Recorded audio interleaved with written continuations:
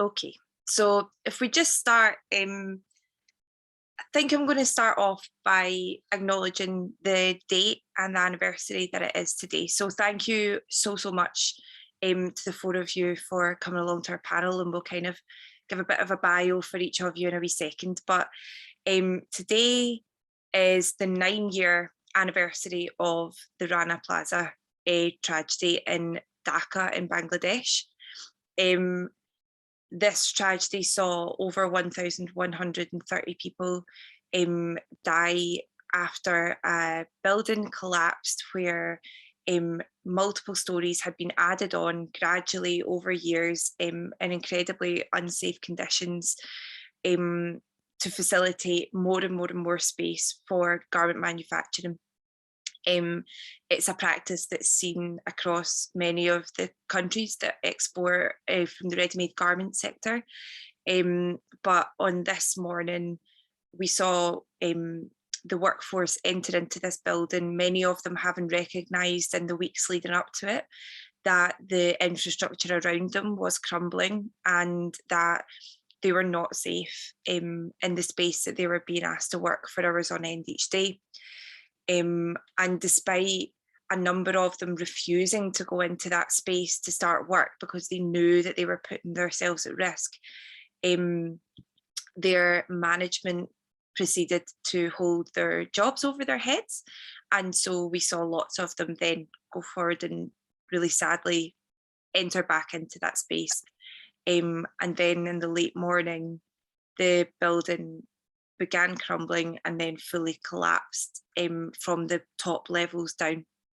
So I've picked this photo series for our sort of commemorative post that we use today on our social media, but I thought it was a really powerful series that I found. It's by a photographer called Annalisa Natalie Murray, and it's the title of the photo series is Then the Sky Crashed Down Upon Us.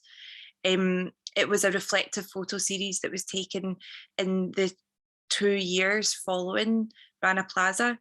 And the sort of description of it is that after the Rana Plaza tragedy, still hundreds of people suffer from invisible, intangible wounds. Trauma is a normal response to a disaster like this, but still too many people suffer panic attacks or memory losses, hear continuously mourning voices imploring help, or even see dead workers laying beside them. Although I'm still alive, Rana Plaza changed the course of my life, says a survivor. His conditions are common to hundreds of victims and their relatives who are still unable to recover physically and especially psychologically from the trauma. And I thought that that was really important because, yes, we're 9 years on, and a lot of the time when we discuss tragedies like this, we discuss the number of people that died, which is an absolute tragedy in itself.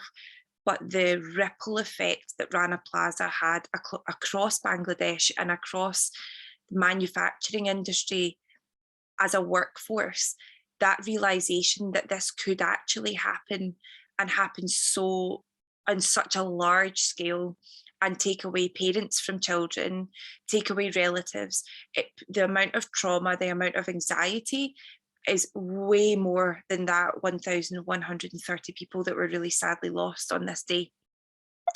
And then I selected this post. Sorry, it's not very high resolution because I bumped it off of Instagram today. A really interesting project that this communications artist, Safa El Samad, has put together.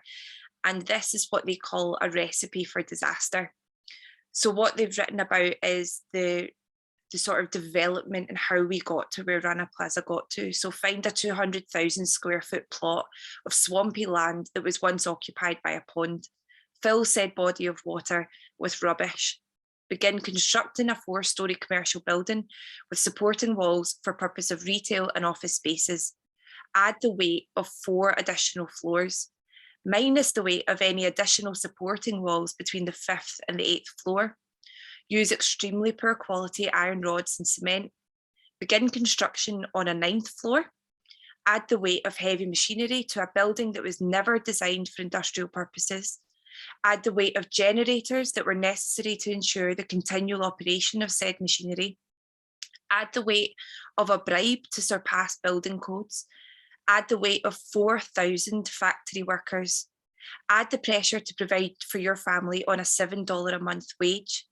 Minus the weight of those workers who did not show up to work when they were warned the building was unsafe. Minus the weight of bankers on the ground floor who were officially dismissed from work the day before. Minus the weight of any fire extinguishers. Add the weight of bars that covered the windows to prevent workers from escaping. Add the weight of negligence, of corruption, of a broken system. Add the vibrations of a generator. Add the weight of over 1,100 dead bodies, minus the identity of roughly 300 of those bodies, minus the weight of the limbs that were amputated in order for survivors to escape, minus the weight of their futures, minus the weight of accountability. Add the weight of your ignorance when you choose to purchase items without any knowledge of where they were made, the quality of that space, or the lives at risk. So I thought that that was an incredibly powerful and succinct, and also really easy to digest, really easy to understand way of summarising how we got here through the system. But what I really hope today is that we're going to talk about all of that just a bit further. So a wee quick introduction to our panellists that we have today. We have Natasha Stadden. Natasha has worked in the fashion industry for over 20 years, the last 9 in ethical trade, and is currently the Programme Development Manager for a UK Labour Standards Improvement Programme in apparel and general merchandise, and is happy to take questions on the UK's progress, because this is where her workload is quite specifically at the moment. John Thorne is here. John is Sustainability Coordinator at Glasgow School of Art. So today's event we have worked on in partnership with John and Megan from GSA Sustainability. John is an environmentalist working with students and staff within the curriculum and their practice to address issues of environmental and social justice. And then we have Megan Allen. Megan studies on the Master of Research programme at GSA after graduating from the textile design course there last year. Her research explores the potential tensions between individual, institutional and industry approaches to sustainable textile design, and aims to facilitate honest conversations about sustainability with textile designers. And then we have newly Dr. Lynn Wilson. Lynn is an award-winning academic, interdisciplinary social science researcher with extensive national and international experience in circular economy and ethics for sustainable business practices, having worked in the field of the circular economy for over 10 years. Dr. Wilson is a founder of Circular Design Scotland as well, who are a research and training consultancy practice working with businesses and non-profits to accelerate circular and sustainable business practices. So I think that we will, first I'm just going to stop sharing my screen so that I can see everyone's here. Welcome to everyone who's popped on in that wee introduction. I would love to first kind of dive in to what the panellists feel is a thing that stands out to you about this day each year. Whether it's that it comes up on your feeds, whether it's that you feel quite attached to the day itself, or that you're always quite aware that Fashion Revolution Week is going on. But what is it that, is there one element of what happened in Rana Plaza that really resonates and sticks with you on an emotional level or on a very practical level within your practice? Natasha, can I start with you? Yeah, sure. I guess for me, it always takes my breath away a little, just how many people lost their lives, how slow progress is, that we still really, I don't feel that we really have that remediation for workers, an effective system, not even in the UK, a really well-developed country, and there just isn't that effective remediation system. So if there was something to happen again, or even, if we're talking about like just severe exploitation, like the non-payment of minimum wages, etc., that it would be very difficult for workers to be able to access remediation. quickly as well. Mm. Yeah, it is an extremely humbling day. And yeah, it's just horrific. There's just, you know, yeah, as I said, it takes my breath away, and, you know, it's really, I think, hard for me to even form words you know, just, yeah, there you go. I can't even find my words for that one. So, Lynn, do you have some thoughts on? Yes, thank you. Just before I give you my thoughts, what I'd like to say is, I'd like to say a massive thank you to Fashion Revolution Scotland and your dedication to this really important issue, and particularly seeing the photos yesterday of you on Buchanan on the strip. It was just really brought it back to me how important it is, and I was so sorry I couldn't be with you, but it would just, seeing you brought it right down to, you have to get to right in the face of consumers to help them. And it's not about a judgment call, but it is about helping people to wake up to that, who made my clothes. So I just wanted to first of all say thank you to what an incredible team over the last 9 years, and I'm so proud of you all. But yeah, every time the 24th of April comes around, I just think right now, somewhere it's still happening. It's still, as Natasha said, there aren't any words really for how it makes you, it's difficult to find the words, but it does remind you the absolute imbalance of society that we're still having to work in every day, and that we have this privilege and this privileged position that we need to use our privilege every day. But the main thing I always think is how many additional lives were lost today, how many additional people were disadvantaged or hurt or are being hurt right now. And whilst I have hope, and I do have hope that the system is going to change and the movement is growing and education is changing. But yeah, that's the main thing when I see the 24th of April is I wonder what's exactly happening today. Thank you for the question. Thank you. John, could we hear your thoughts? Yeah, just thank you as well for the Fashion Revolution Scotland team. It's an amazing initiative, and I know it's such a lot of students at the Glasgow School of Art. But for me, what happened at Rana Plaza is an example of modern day slavery. These people don't have any other choice, and the thing that rewatching the true cost this morning, what came across was the justifications we make to keep this system going. And it's not a natural system. This is very carefully constructed by a whole bunch of white blokes mainly to keep a system going that is a low regulation environment for making and a low regulation environment for disposing as well.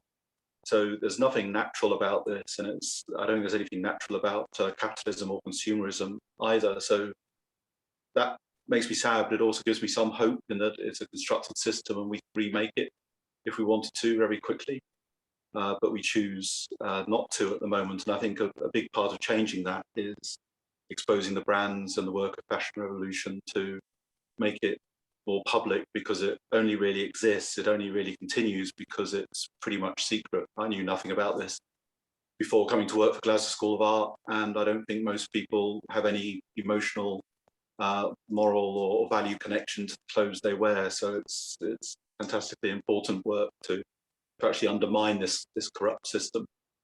And a deeply moving film. The human cost is just horrific.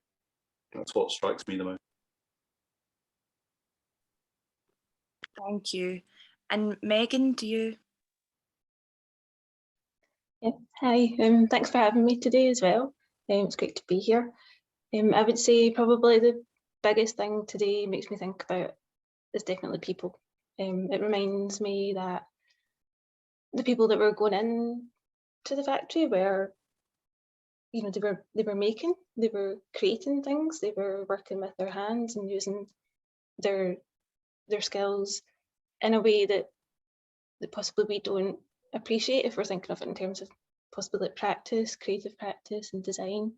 We often kind of focus on materials and, you know, the kind of tactile quality of things, but I think we have to think about the physical act of making as well, and that we are very, very lucky when we get to sew and create and work with our hands in this country in art school.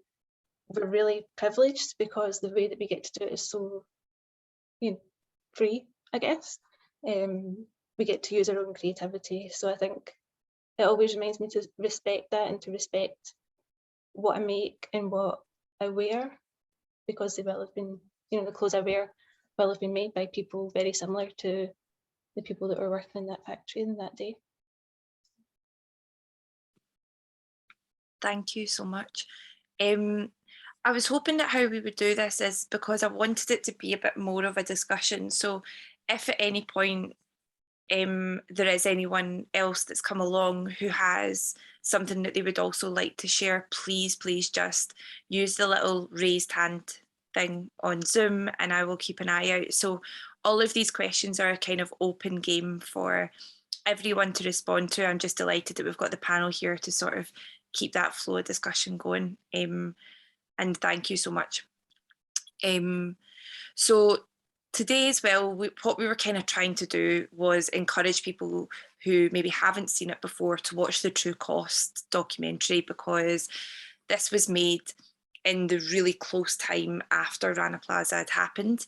It was for very many people, including myself, our first very holistic exposure to the issues that are going on.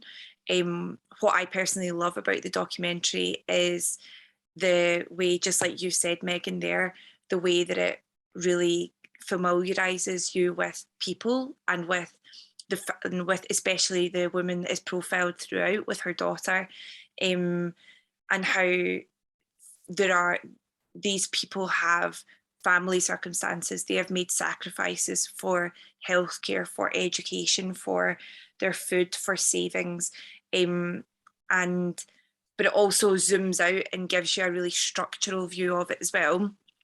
I was just wondering if anyone has any reflections on the documentary itself, maybe more specifically to do with your area of practice. And if there was, because it does really cover a whole variety, going right down to the climate impacts and on a local level and on an international level, as well as, of course, the human rights impact. So I was wondering if there's parts of that documentary, or if there's parts of what happened in Rana Plaza and very soon after, that are really quite closely connected with the space that you work in just now, because we're really fortunate that the four of you all work in very different spaces, but all working towards a very similar goal and a very similar vision. So maybe we'll just start again with you, Natasha, if that's okay. We'll just go around in that loop. Sure. I guess for me, it would be the transparency and how important transparency is. But that many brands, while some brands really have, taken the bull by the horns and, started to look at their ethical trade programs, and, a lot of big brands weren't even, are just getting, just accepting responsibility because they're being made to by people that they're supplying to. So just that lack of transparency and that offshoring of problems as well to other countries, I think it is such a disgrace. And again, I'm going to come back to, the UK as well, that it is happening in the UK as well in mass proportions. So yeah, coming back to why transparency is so important, which is obviously a key theme for Fashion Revolution as well. And Lynn? Sorry, could you repeat the question? Sorry. Of course. I was just wondering if there's elements of the True Cost documentary itself, or if there's elements of what happened in Rana Plaza and what happened that day that are quite closely linked with your practice and with your research area, if you wanted to like touch on them a wee bit further. Thank you. I think the one question that, so I work in the field of the circular economy and advancing this idea that holistically and industrially we're going to circulate what's already out there. And the key question that when I start to talk about it, if people are listening to me maybe for the first time, they always say, oh, but if we have this system of circulation, that means we don't need any more production. And then what would happen to all those jobs? And it's a really interesting way of looking at society in that way. And then actually there was a fashion director in the film, and it was the one that took my breath away this morning when she was saying, well, if they didn't do that, what else would they do? If they didn't have these jobs, you know, is it really the worst thing they can do? And it was completely missing the point on the whole design of the infrastructure and how we got to this economic system. And I think that then that was counterbalanced by other voices saying, yeah, but it is about the imbalance of the system and how we start to work with the system and change the system. And so it just reminded me of that and how important the links of ethical behavior, transparency in the supply chain, and moving to these new models of using what we already have, because by doing so, we then start to build in a new supply chain, a new model of employment, and new opportunities within international economic development. And so I think it's really, yeah, just watching the film again reminded, like, it just took my breath away, as I said, the director, and it reminded me of that shift that's really needed, because of course, millions of people rely on jobs in the garment industry, but we can't keep that $7 a month isn't an excuse for having a job. It's not an excuse for these jobs. And it then made me frustrated about the fact that we've had the white paper in the UK trying to change the industry. We've had so many advocates, and all of the recommendations, most of them, in fact, all of the recommendations in the white paper in the UK government investigation weren't taken on board. Nothing has changed. Nothing is really changing. There is this swell of voice in consumer and activism, and there is a phenomenal activism of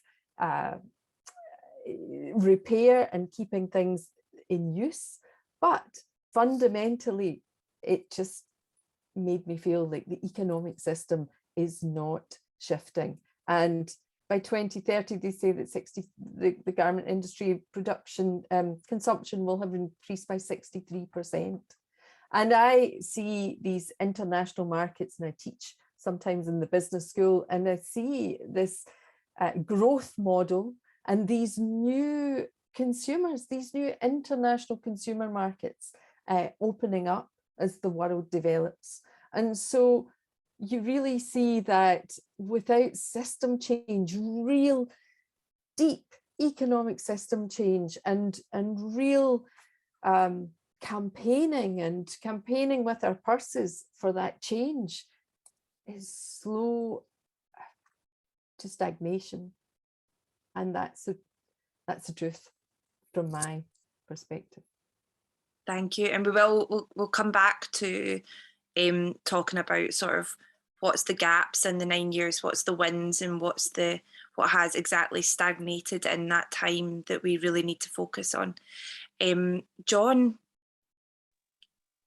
Thanks. What struck me was that there's no time to lose, because there's 6 years since this film was produced, and I'm sure not much has changed in countries like Bangladesh, and I don't think much has changed in the UK either, because I think the government likes the fact that there's cheap clothing, because if you can buy lots and lots of cheap clothing, if anyone can go into shops like Primark and buy loads of clothes, then it makes you feel rich.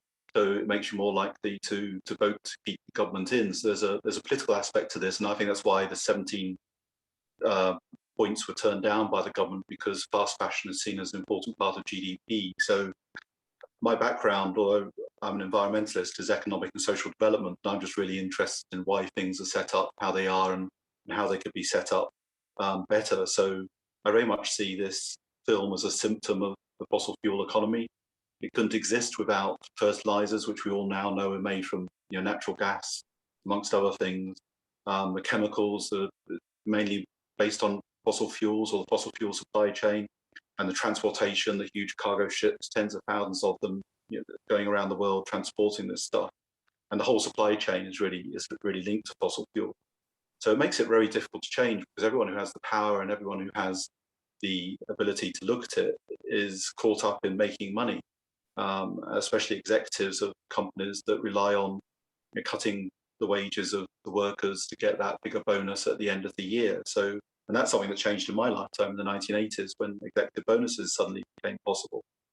I think the free market guy in the film talked about the free market economy, but what we have is the opposite of a free market economy, where regulations are deliberately different for manufacture and disposal in different places. Health and safety is radically different. I would say that pay, just to pay a living wage, not the same wage everywhere else in the world, but just a living wage would be a nice start. The rights of the workers as well to unionize, that's more prevalent here, and it's almost impossible in somewhere like Bangladesh. But we also need good alternatives, because this is another huge area, but what we've got here is a colonial system where countries are still producing stuff for us. And again, the free market guy in the film said, oh, these people can gain skills and they can develop their economies, but really they're static. All they do is learn how to use one machine to do one job, and they're used until they either die or they go back broken to their villages, or they end up buried in Rana Plaza. So there's really no development, no growth in these countries. They're here to service us. And there's these big structural problems which aren't going to be solved by tinkering with the system. And we really need to look at things like stopping making clothing in the global south, and actually look at how those economies in the global south can actually serve the people in the global south much better. So there's some really interesting structural stuff here, but again, I think it does start with the actually connecting people to the issues through the work of Fashion Revolution Scotland and the work we're doing, just trying to get people taking notice and actually thinking about what they can do to change it and what they should ask politicians to do to change it. Thank you. I think as well, both John and Lynn have touched on, for some context, if anyone's not managed to watch the documentary, there is an effort to give a balanced, a short effort to give a balanced argument to those who support the format of our global structure within the supply chain.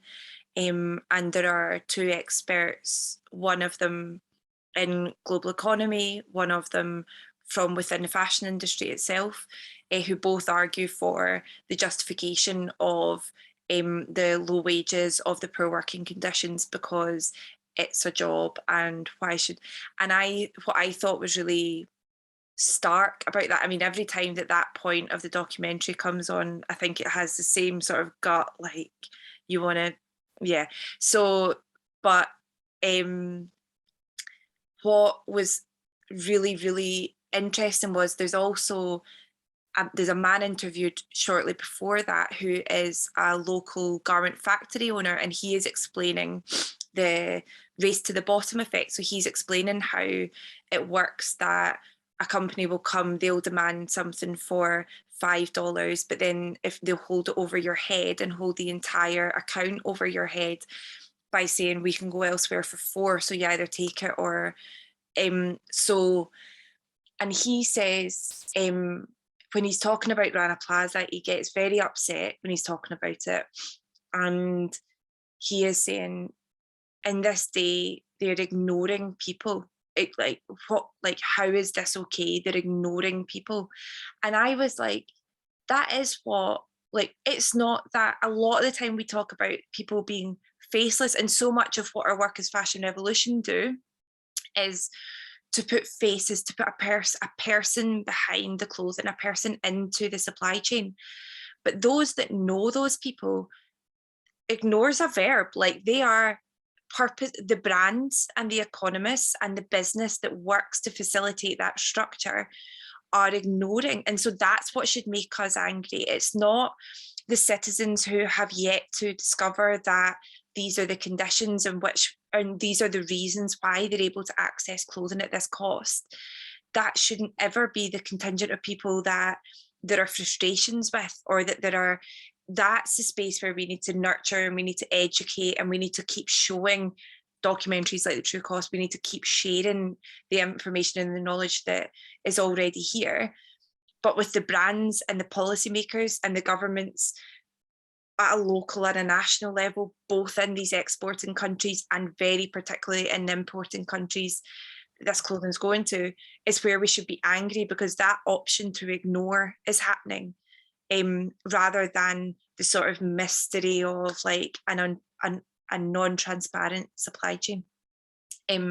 Sorry, that was just my 2 cents. Megan? Yeah, I totally agree with what you were saying, and what you were saying at sort of end there about the sort of how we disseminate the information, I guess, to the general public, is kind of a point that I find very interesting in terms of, I guess, student experience, being a textile design student. Watching this film always reminds me that this isn't common knowledge, and it's not common knowledge amongst textile and fashion design students, and we need to get it from somewhere. That somewhere being, you know, possibly where you're studying. But I think it's sort of, yeah, it shines a light on, I guess, how possibly what Lynn was talking about as well, how one of the examples were kind of still working within that kind of capitalist structure.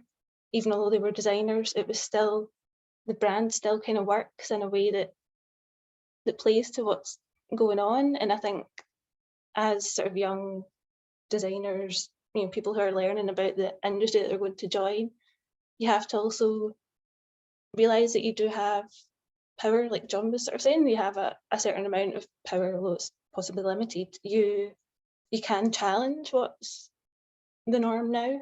And I think that's what always I kind of get reminded of when I watch this, is the fact that I think it was like when Stella and McCartney was talking at one point, and she was saying, you know, it's exciting when you're coming up with new things and new ways to kind of challenge the system, rather than just thinking about what colours you love or what silhouettes are exciting.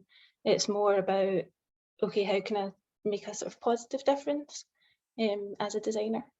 I guess for me, that's the biggest point, yeah. And it requires a lot more innovation in that space as well then, which I would assume that designers and creators would lap up rather than just allowing themselves to.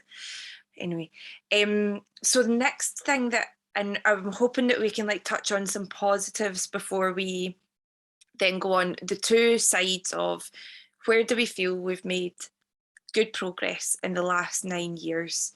Is there things to celebrate? So of course we have the Accord and the Alliance that both came out of Rana Plaza that were very challengeable, very questionable, new forms of loose legislation, if you, Tash, you'll have the more correct way of terming that. But is there, the reactions that happened after Rana Plaza, it did have some impact. Is there anything that has left a lasting legacy since? And then we'll go on to discuss like, okay, well, where do we feel like there's significant progress to make? Because I think we're all in agreement that there is miles and miles and miles yet to go. But Tash, would you mind starting us off? If you feel like, and if you don't feel like there's anything that we're still, then that's okay to say.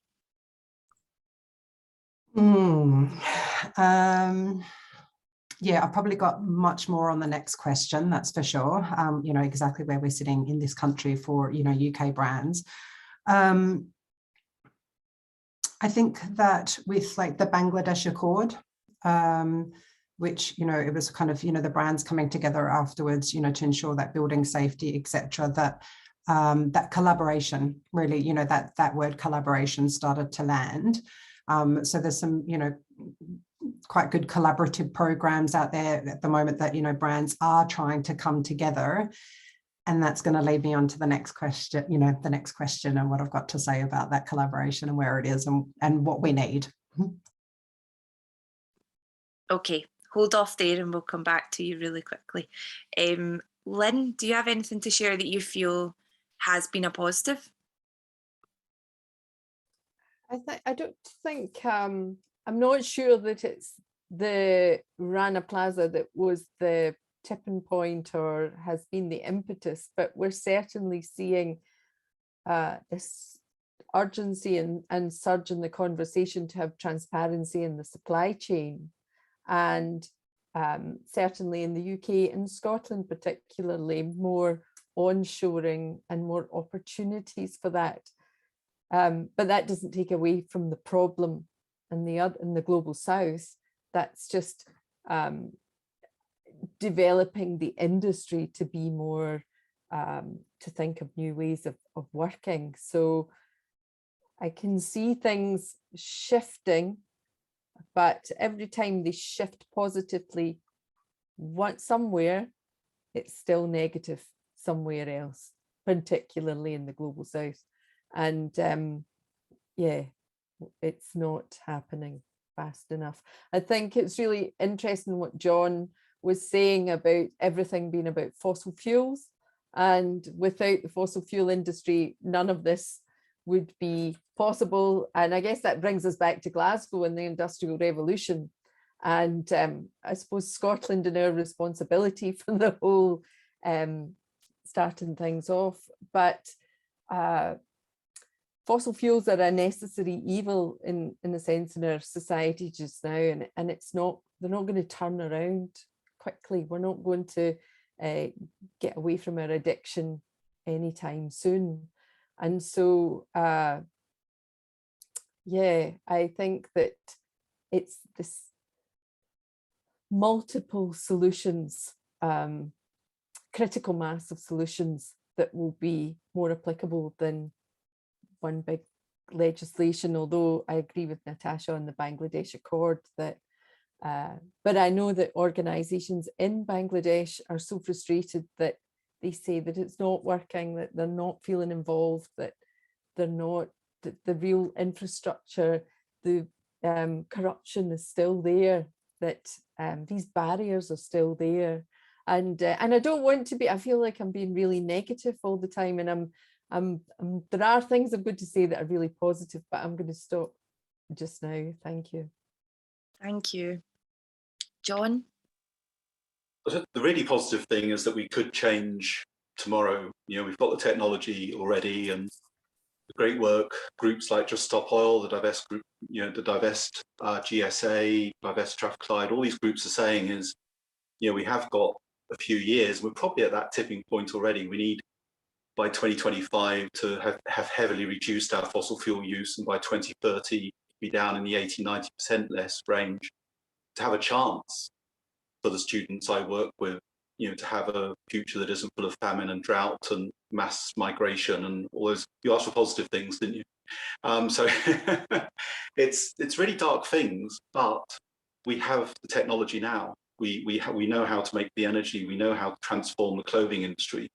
And we could do it very, very quickly. We just choose not to, and we have these sticking plaster solutions instead, which really don't help. They mask the problem. There's a lot of greenwashing going on. So what gives me hope is really the students.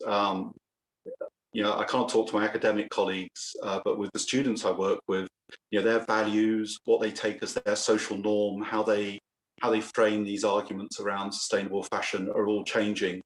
And you know, there's students coming through who are angry, and they say, well, you know, we shouldn't be doing this tomorrow.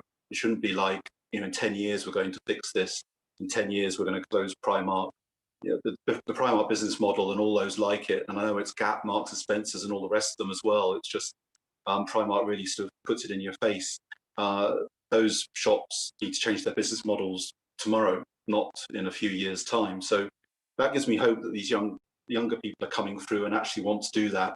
And I think anger is a really positive emotion to have, rather than just the guilt and shame of buying stuff that we shouldn't. So we should feel angry that these systems exist, and secure in that knowledge that if we wanted to change, the addiction could be over tomorrow. We can fix this, but we just need the industries to change or disappear, I'm afraid. And I go back to the point: why do we have half the world servicing the other half? And I think that's straight colonialism and slavery, and just needs to stop. So there is the big structural stuff, but speaking for GSA, I think there's a huge amount. In my 9 years there, there's much more coming through now in the way of interest and wanting to change the professions they want to go into. I think that's positive. Absolutely, absolutely. Megan, what's your thoughts? I'd say probably we might possibly have a bit more of an idea of voices from the workers, I guess, garment workers. I'm thinking of things like Clean Clothes campaign, all those kind of initiatives where we're maybe getting more of a sense of people again, as I keep saying about people. But I think there's also a sort of shift in possibly within design against sort of more of an awareness of cultural appropriation and appreciating like the crafts of like place-based crafts, basically from different cultures. So I think although we still get sort of big brands ripping off smaller designers or these crafts to speak of, but I think there is a bit more of an awareness around these things. Trying to think of more positives. I think it's still kind of growing on the ground here amongst, like Lynn was mentioning, the sort of Scottish-based network of designers. It's quite exciting that there is a really nice kind of community feel to makers in Scotland. Everyone's always really open to sharing, talking about their practice, and then like sort of community groups as well that are kind of based on, like I'm thinking of Remode because I can see Caroline's here. So you learn a lot when you sort of come together as a community, which is lovely, where you can meet together and sort of talk about these things more. So I think it is just, it still needs pushed, and it's still, there's obviously still a lot of things to go over. Yeah, but it's happening possibly. I think that aspect of growth in the community has been something that's been touched on quite a lot at different events throughout Fashion Revolution Week this week. And of course, it's a positive on a local level and on a Scotland-wide level. I think that's something so much to celebrate. But the other thing that I was thinking when I watched The True Cost was there was not yet the involvement of mega online retail, because that wasn't at, and so this is probably going to lead on to what Natasha's going to talk to us about, because your Boohoo, Pretty Little Thing, your Shein, the giants that have come through at such an accelerated pace, who are almost like the mega, like they have taken the model of fast fashion. So, and I'm thinking this because in the documentary you see sort of Zara, Gap, Primark, like you see all of your high street, but it's still very much based on high street retail. But what we had at the point of that being filmed was that ASOS had very much monopolised the like online retail market. And then in that space of time, we have had other people come in, the majority of them now owned by the like umbrella group of Boohoo, who have like rinsed that to the absolute, the most that it can, the most extreme version that it could be. And now truly we have this online convenient, like it's disposable. That's what, like, that we have seen the balance go from a normal fashion with 4 seasons into fast fashion, which had all the logistics around getting it to retail, then to this mega version that has only really come through in the last 5 years to being the top income earners of fashion retail. And it's really quite astounding the level of output that they have. And I think a lot of the time when we have seen big brands, they have been European based or US based. But something that we maybe need to wake up a lot more to is that these absolute giants, a lot of them have their headquarters, a lot of them are very entangled, as John touched on before, very entangled with the UK's income and the UK's therefore policy, and the circles that people are looping in, where you see the owners that are also going on holiday with some of the most important. It's just, I think that we maybe need to wake up to the fact that this is absolutely a UK. This isn't a reflection on what needs to happen elsewhere. This is going on in the UK, and it's also a huge portion of our income now in the UK as well. So Tash, would you be able to start us off by talking about where you feel we've still got really significant progress to make, and maybe setting that in the UK level? Yeah, sure. I guess coming back to your point just there, Mary Beth, would those companies have accelerated growth if they paid their workers in their supply chain the minimum wage? If they're being paid, you know, £3.50 an hour, that is going to run into literally millions of pounds, sorry. So that's my first gripe. And when you took Mary Beth before, when you were talking about that factory owner, and again, you know, it's the same point about brands' purchasing practices. And it was introduced in the UK, a grocery trading adjudicator, which has been really successful in monitoring brands' behaviour. You know, payment terms are very, very different. Actually, Fashion Revolution Scotland did do a call with MSPs, which is recorded on Facebook, I believe that, and it really kind of addressed Tradecraft was presenting on this, and they're really pushing for the same fashion adjudicator or fashion watchdog for brands, for, you know, to be responsible for their purchasing practices. So this is where we really need everyone that's watching, everybody that's watching, you know, later, for, you know, you to really push this. You know, we really need, you know, the strength of Fashion Revolution, you know, is really about people voice and really raising these issues. You can go onto Tradecraft and also, you know, kind of, you know, be involved in that as well and get your voice in there for that push of that. There's also been the British Retail Consortium, who has really pushing for a fit to trade licensing scheme, which was introduced in labour as well. So provision of labour into farms and things like that. So, you know, if you have a factory or a farm, they have to be fit for purpose before you get a licence. So there is a group, you can read about this more on the British Retail Consortium site, and there's about 100 kind of MPs and brands that, you know, and other NGOs that came together to push government. We really need government intervention, and they're really quite cold on this.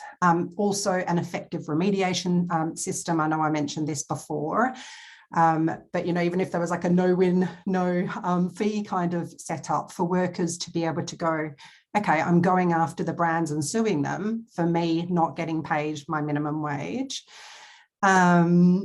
And then, Lynn, you were talking about that, you know, the country is being made, you know, to be responsible as well. And I think it'll be really interesting because the US Customs and Border Patrol have launched an investigation actually into the UK, into Leicester and apparel manufacturing, to ban all products coming into the US because of the modern slavery, you know, of that, although it's not technically modern slavery under our UK Act, it would be considered exploitation.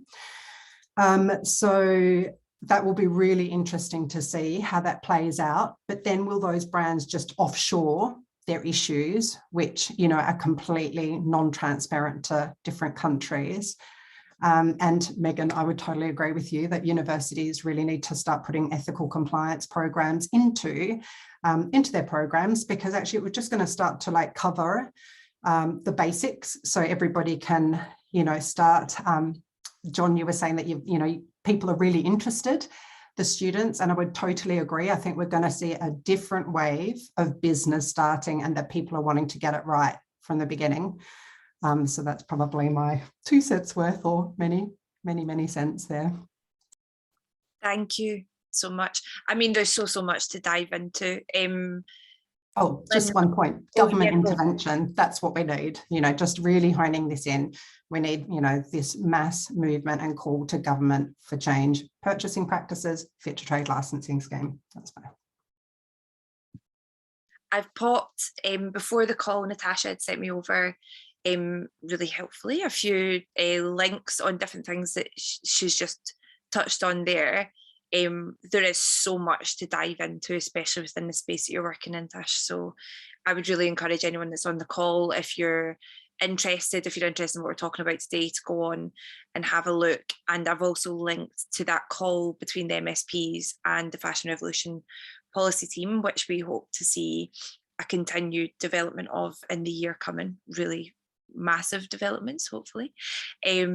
Lynn, if I can just pass over to you and see if you want to carry on.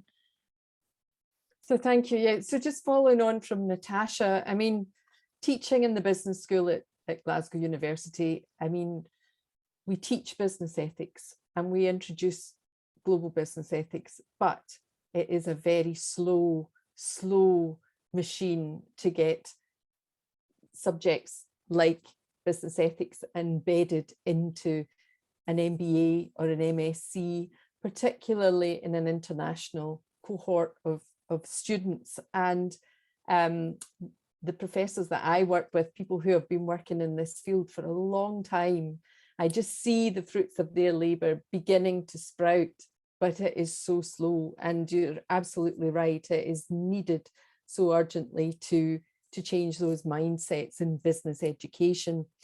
But I just wanted to flag some things happening in Scotland. So in terms of government, we have a brand new Consumer Scotland organisation, and I'd really urge everybody to, they're just about to appoint the chief executive, and they've got a board, and they'll just have the chief exec and they'll get going.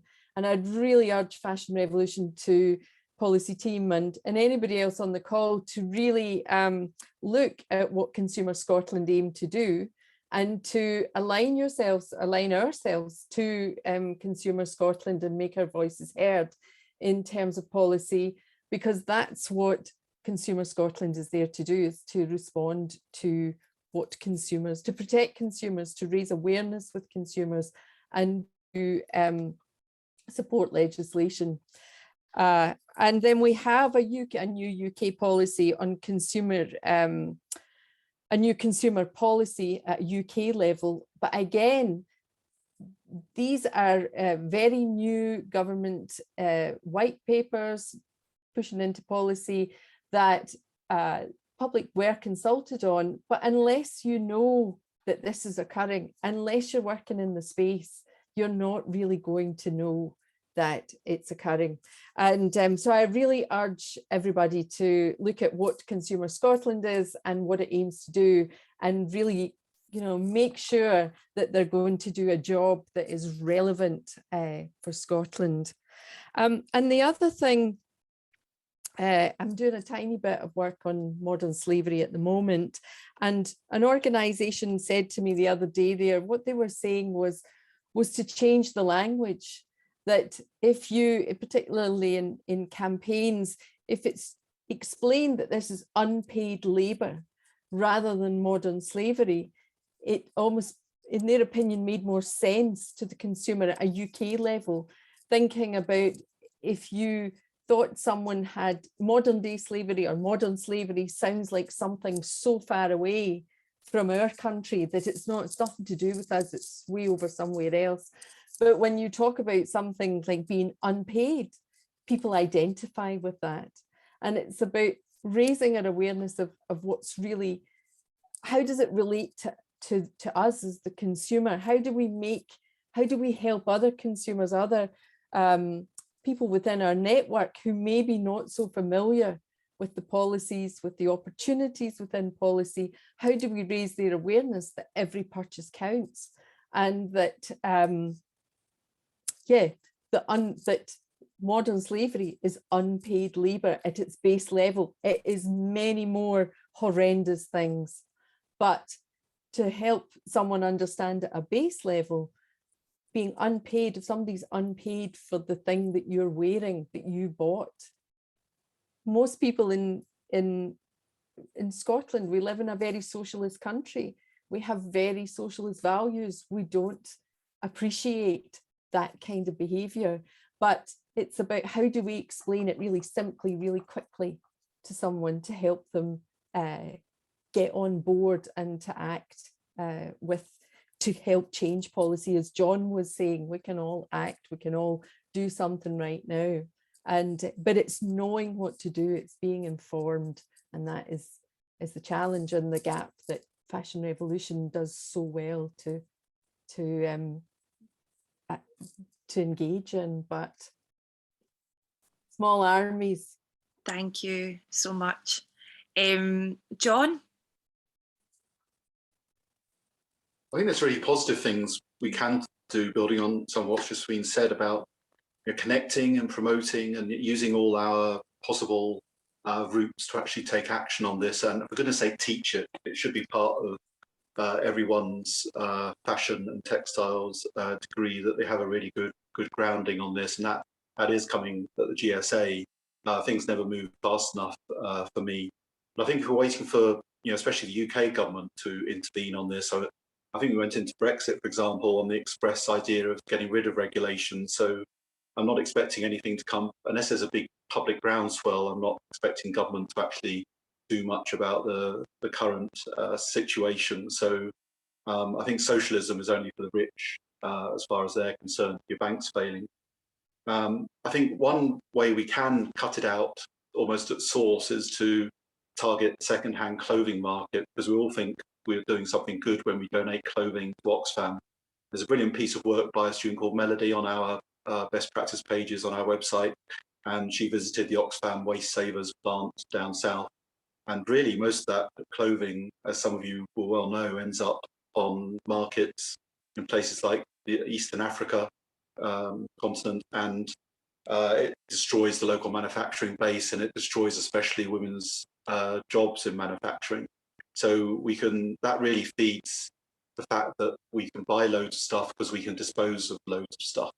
So if we actually stop governments and systems getting rid of this excess stuff that's being made, and it starts piling up, and we have to start thinking about burning it at home because we can't export it anymore, then that will bring it home as well. So I would urge everyone, to look at the work that's being done around challenging the second-hand clothing market, and where that charity clothing really goes, because you have the bizarre notion that you donate to a charity shop, that then gets dumped in somewhere like Kenya, and that then destroys the local manufacturing market, and then the country needs help from the same charity.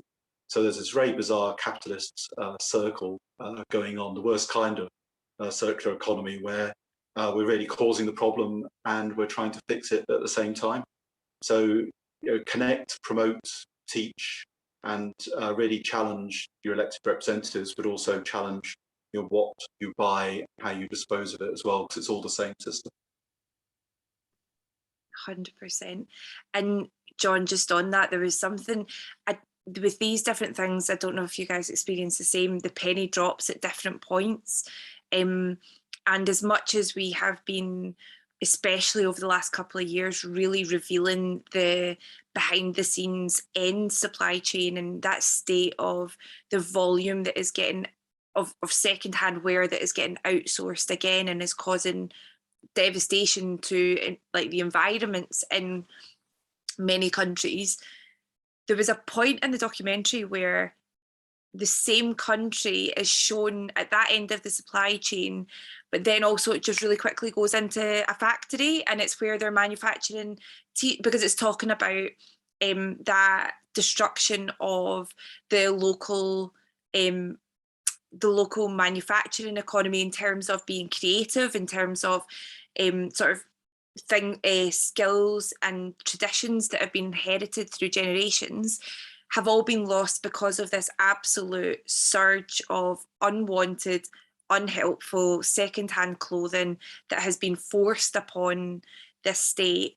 And then so then the local people that are working within manufacturing are just creating, and it's there's something just really important about, you see people and they're making blue t-shirt after blue t-shirt after blue t-shirt, and you think, so on their route to work, they're passing by markets that are drowning in the volume of clothing that has been exported and forced upon these countries for different, quite complicated sort of economic reasons. But they're passing that's part of their community, it's part of their, probably like their peers' livelihoods, their family livelihoods, is those markets. But then they're also en route to go and manufacture more that is then being brought into us because of a demand. And you just think of, there must be so many people who are sitting thinking, what a bunch of idiots, what a bunch of like, why are they running this system like this? Why do they need all of this? And then it's all coming back, and why there's not been an upsurge of anger there because of that, when it's such a tangible local thing on a local level, that you've got very low paid, very poorly treated workers going into a space to create more for us that eventually we're just disposing back into their community. And that they're seeing and interacting physically with both of those. I don't know what about, I knew all of those moving parts, but I think knowing that someone is looking in one direction, seeing the stuff coming back, and then going to create more, was a real big, like, it boggled my brain earlier on. Sorry, Megan, have you got anything else that you'd like to kind of add on to what we're chatting? I'd agree totally with what you just said. It highlights just how kind of disrespectful our way of living, you know, the way we consume is to the people that are making and taking back this clothing. Can't remember what your original question was, but when you were talking about the sort of the increase in sort of online things, so your ASOS and Pretty Little Thing, all them, I was also thinking, I think the film kind of misses the greenwashing kind of phase that we have as well.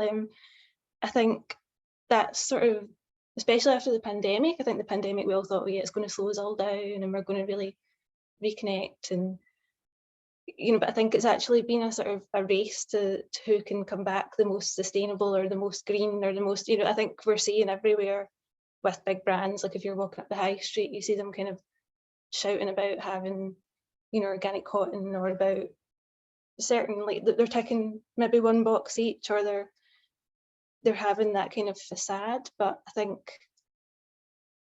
it's, you wouldn't, like, you can't blame people if they're going, oh, okay, then it's you know, they're covering it, and it's okay to keep consuming, it's okay to keep buying because it's organic cotton, because it's made from recycled bottles. But I think it also falls back on, I guess, businesses, and I don't know a lot about policy, but you know, is recycled polyester the best use? Like, you know, as a t-shirt, is that the best fabric to use?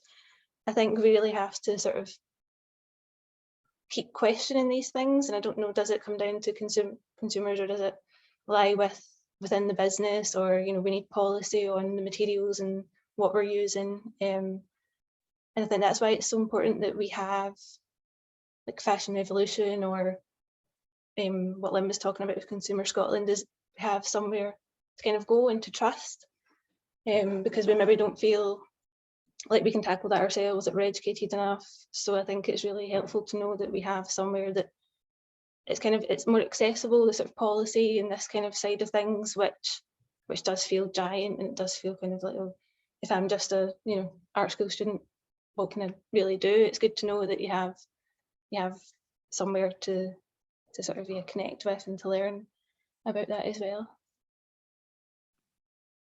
Thank you, Megan. I'm just doing a quick time check. It's 7 minutes past 5. Are you guys okay if we do just a quick 10 minutes of questions? We've got a question from Katie in the chat, and then I'll also just open it up and see if there's anyone else. Is that okay? Yeah, brilliant. So Katie had a message saying, given what you've just highlighted, Mary Beth, about the upsurge of the online giants and John's comments that the industry could change tomorrow if I wanted it to, or if it wanted to, sorry, not you personally, Katie, what would be the key driver for that happening? Is it consumer behaviour change or policy change, RE sustainability, workers' rights, or both, or is it something different?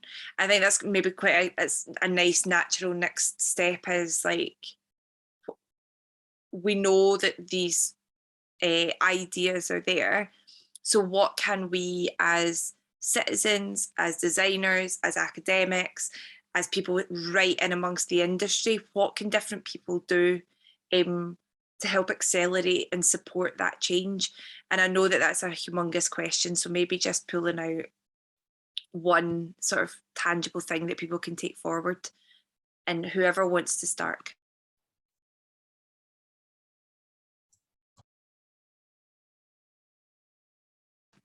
Sorry, I'm muted. Go, John. You put your hand up. I think the major culprit really is the media, partly because they're either owned by the people causing these problems or by a government that needs to keep GDP going. I think, you know, when you think about wider things like climate change, it's literally sort of minutes a year that ends up on the mainstream media, and I don't think the true cost has ever been on any of the 4 main channels or big cable shows. I may be corrected about that, but it's really a lack of information. And I think, you know, any of us that know journalists or know people in the media should be really trying to push this through. And the idea that consumers can fix it, we're lab rats. We are, you know, there's £23 billion worth of marketing being directed at us by this cheap clothing and all the cheap stuff, £40 billion worth of recycling industry, because the one thing a government can do in a capitalist system is create another industry to try and get rid of the stuff that's causing us harm. So that's called the recycling industry, which in itself uses a huge amount of energy. And we need to make it not only an environmental issue, but a social justice issue. So if you buy that T-shirt, and I have as well, we're all guilty. That's the other thing psychologically. If you buy that T-shirt, you are responsible for that T-shirt rotting in a pile in that Bangladeshi community, poisoning that water, giving that, you know, probably giving that baby before it's even born illnesses in the womb. And we are responsible if we buy that item. And we really need to instill that in people, because people have widely framed values that we can really work with. People want to see fairness. They want everyone to have good health. I think everyone wants to be safe in their homes and in their local community. Everyone wants good work, and really most important, everyone wants something better for their child, which is what really came through for me in the film. So we can work on these values, and a Fashion Revolution Week and the films and talks you're doing are really instilling that. But we need to go mainstream. You know, it needs to be even bigger, and it needs to reach more people. So, you know, that's what really comes out of this week. For me, I'm immersed in it every day, and I get angry about it every day. But most people aren't, because if they were, then the governments would be in real trouble, because they'd have to change. And nothing is going to change until this becomes mainstream knowledge.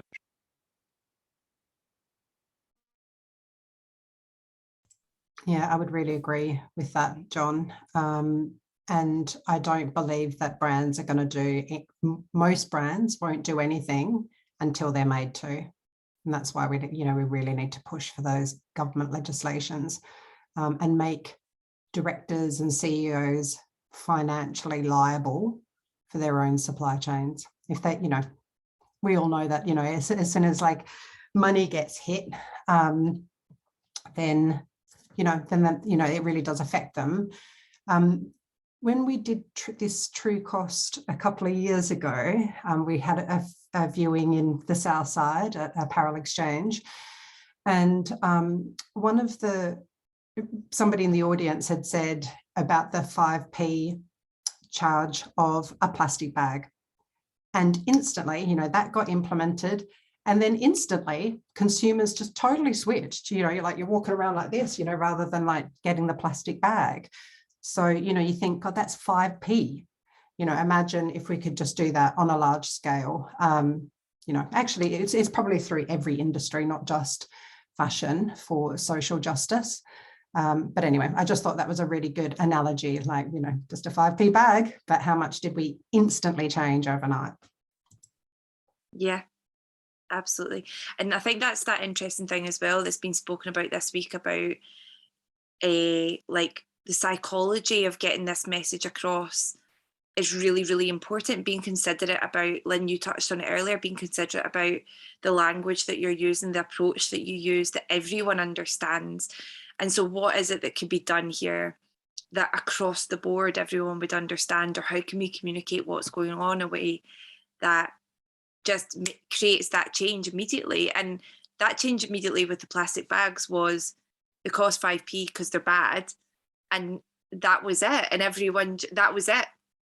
There wasn't there are no, probably, like, there's not suddenly millions of experts in our local communities about the breakdown of a plastic bag and how many, but that was all that people needed to know. And then so that, yeah, that's really, really interesting. Lynn, sorry. Sorry, I was just moving there, but yeah, I'm not, I have to have a deeper think about the plastic bag issue. I think there's more to that. But one thing, maybe not as young people yet, but as consumers, where are our pensions invested? Where is our money invested? Without that, we rely on our whole national infrastructure of pensions, of national insurance. Where is the government investing our money? Where are our private pensions invested? John very much talked about the oil industry, very much subsidized, supported. Our pensions are invested in these massive industries where actually we are beginning to see a tipping point where they are not the most wealthy industries anymore. But we have to find out who is and follow who are those wealthiest industries and where are their ethics? Is our money as a country, is our money as a government, is our money safe? Because that money is all tied into our liberty. And as we see right now in the current situation in Ukraine and the challenges of how that's all wrapped into where our money is invested, where our energy is coming from, and where the global systems that are there to protect us are challenged by being wrapped up in the economics of where this money is invested from industry. So it's being really aware about every penny that we have as a consumer, as a person, that we have earned, that's been given to us, that we want to invest. Money does make the world go round. And so where is my money going is a key question. And it's, who is spending my money, or who makes my money make more money almost. It's these key questions about the fashion industry, the garment industry is an economic, financial, money-making venture. And so what is that for? And until we really ask that question, and then we understand where we really want to invest our money. And it's like, it does start with ourselves. Every time we walk out the house and we make a decision, which shop do we want to go to? Do we go to the most convenient? Do we go to the one that we're most aware of? Do we go to the one that doesn't even offer you a plastic bag anymore? You can only go because you can only take your bag. So it's these key decisions at the front door, but that puts all of the responsibility on us. And that's not fair, because we don't have all of the information. And also, do we have time to absorb all of the information? So it's not all our responsibility, but we have the power in every single penny that we have. And I think at a time when perhaps we were all less, had an abundance of availability of things at our fingertips, we were much more aware of where of budgeting, of where our spending, how that occurred. And I think society, do we really, are we aware of the money transactions that we make every day and how every single money transaction impacts on what's happening? So it's that micro level of engagement, our engagement every day, and how that impacts at that mass global level is what we need to, yeah, every time we step out the front door, where's my money going? 100%. Megan? Yeah, I would probably continue from that and say, consider then maybe shopping more locally, that kind of thing, if we're keeping on the sort of idea of design and local design, fashion. I think it's really exciting to sort of explore what's going on your doorstep. If we're in Glasgow, for instance, I'm really lucky. There's some really great, exciting local designers who are really knowledgeable on these issues and will be really transparent about where they source the materials and how they make what they make. And I think as a designer, I think you have a responsibility to, like, don't shy away from these issues. You have to connect with it. It's there and it's unavoidable. So I think that's part of your practice now, is to possibly educate almost your customers, your clientele, the people that you're making for. At the end of the day, I think we all have to share that responsibility, like you were saying, and then also engage with the policy side of things and to keep pushing for things. I think it's a group effort in that way. That's a really great point. Is there anyone in our audience that has anything else that they would like to contribute, or anything that they would like to ask anyone who's on the panel? Been going for a wee while now. We'll maybe just leave it at that, Megan. That's a nice note to end on then, about how, and I think that's right. I think that's something that Fashion Revolution's been celebrating, is that the more that these communities grow, the more everyone's got their own niche, got their own specialism, and that it's not for any of us to take on the whole task. It's too much. Not for any of us to take on the whole task. But the more that we can continue to encourage and grow, especially with young people coming into this space, if they take this route through an education system with these seeds sown, we hope to bring out even more and more and more experts within different spaces. And that's, small armies, like Lynn said. So just to all of you, thank you so much for taking your time on a Sunday afternoon to join us. I really, really appreciate it. I think that was a really great way to spend a bit of the time today. And I hope that you all enjoyed it, and there's some lovely messages coming through, and I think other people have enjoyed it too in the chat.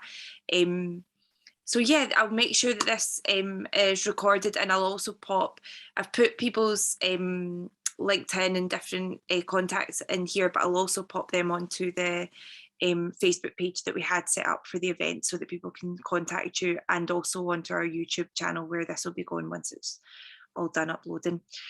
So yeah, thank you so much again, guys, and I'll hopefully speak to you all soon. Thank you. Fantastic. Thank you. Cheers. Take care.